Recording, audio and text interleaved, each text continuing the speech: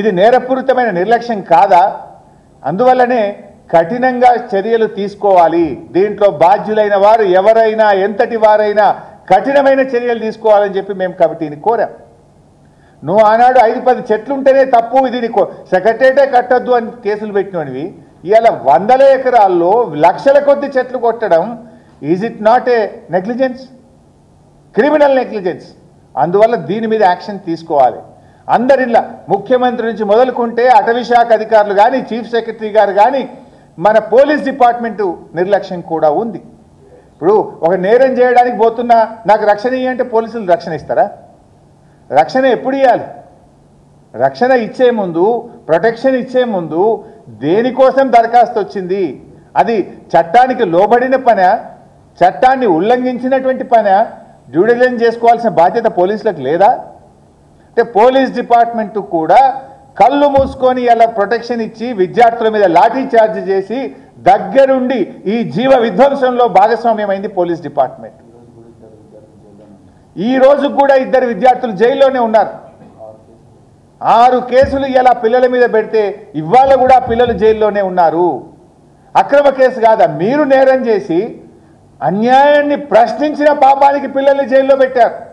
ఆ పిల్లలు చేసిన పాపం ఏంది?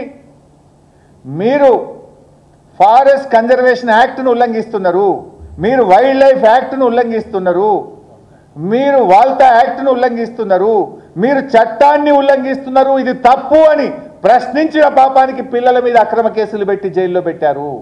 10 రోజులైంది ఇలా పిల్లలు జైల్లో ఉన్నారు. ఇంకా ఇలా గమ్మత్ జోకు, ముఖ్యమంత్రి ఏమో ఆయన్నే హోంమంత్రి, ఆయన్నే ముఖ్యమంత్రి, పిల్లల మీద లాఠీ చార్జ్ చేయించింది, పిల్లల్ని కేసులు పెట్టింది, పిల్లలను జైలు వేసింది హోంమంత్రిగా, ముఖ్యమంత్రిగా రేవంత్ రెడ్డి. కానీ ఆ పిల్లల్ని విడుదల చేయమని చెప్తాడు ఉప ముఖ్యమంత్రి. అంటే ఒక ఆయన కేసు పెట్టి లోపలేయమంటాడు, ఒక ఆయన ఇడిపియమంటాడా? ఇదేమి నవ్వులాటనా? ఇది బేషరతుగా క్షమాపణ చెప్పాలి రేవంత్ రెడ్డి. ఆ పిల్లల్ని ఇలా అన్యాయంగా జైల్లో పెట్టినావు, ఆ పిల్లల భవిష్యత్తును దెబ్బతీసినావు. ఆ పిల్లలు ఈ దేశంలో సుప్రీంకోర్టు చట్టాలను, భారత రాజ్యాంగాన్ని, అటవీ చట్టాలను, వైల్డ్ లైఫ్ చట్టాలను వాటిని కాపాడండి అని చెప్పి దేశం కోసం, ప్రకృతి కోసం, అడవుల కోసం, చెట్ల కోసం, పర్యావరణం కోసం, ప్రజల కోసం ఆ పిల్లలు పోరాడింది. ఆ పిల్లలకు అండగా ఉండాల్సింది పోయి రక్షించాల్సిన వాడే భక్షించే విధంగా ఈ ప్రభుత్వం ప్రయత్నం చేసింది. ప్రభుత్వం చేయాల్సిన పనిని పిల్లలు చేశారు. సిగ్గుపడి తలదించుకొని ఆ పిల్లలు న్యాయంగా అడిగినటువంటి దాన్ని మీరు స్వీకరించాల్సింది పోయి ఆ పిల్లల్ని జైల్లో పెట్టారా అని చెప్పి నేను అడుగుతా ఉన్నా. ఇది చాలా దుర్మార్గమైనటువంటి విషయం. సో ఈ విషయాలన్నీ కూడా ఈరోజు వారి దృష్టికి మేము తీసుకుపోయాం. ఇలా ఎక్కడో ఎవరో చిన్న సోషల్ మీడియాలో ఒక పోస్టు పెడితే, ఒక జింక చనిపోయిందని పోస్టు పెడితే సూమోటో కేసులు పెడుతున్నారు పోలీసులు పోయి. మరి ఈడెందుకో పెట్టరు సూమోటో కేసులు? ఈడెందుకు పెట్టరు సూమోటో కేసులని అడుగుతున్నా డీజీపీని. ఏం డీజీపీ గారు, ఇవాళ సోషల్ మీడియాలో ముఖ్యమంత్రిని ఒక మాట అంటేనో, ఒక జింక చనిపోయిందంటనో, ఒక వాస్తవాలను సోషల్ మీడియాలో పోస్ట్ చేస్తే అర్ధరాత్రి పూట వచ్చి ఆడవాళ్ళు అని కూడా చూడకుండా జైళ్ళలో పెడుతున్నారే. మరి ఇక్కడ పర్యావరణ సమతుల్యం దెబ్బతీస్తూ, క్రిమినల్ నెగ్లిజెన్స్కు పాల్పడుతూ, వేలాది చెట్లను నరుకుతూ, మూగ జీవాలను చావుకు కారణమైనటువంటి వాళ్ళ మీద ఎందుకు సూమోటో కేసు పెట్టరు? ఎందుకు పోలీస్ డిపార్ట్మెంట్ పనిచేయదు? చట్టం కళ్ళు మూసుకుందా అని చెప్పి నేను అడుగుతా ఉన్నా. చట్టానికి అందరూ సమానమే కదా. మీకు మా ఆర్ఎస్ ప్రవీణ్ కుమార్ గారు వచ్చి దరఖాస్తు ఇచ్చిన తర్వాత కూడా అటవీ శాఖ కళ్ళు మూసుకుంటుందా?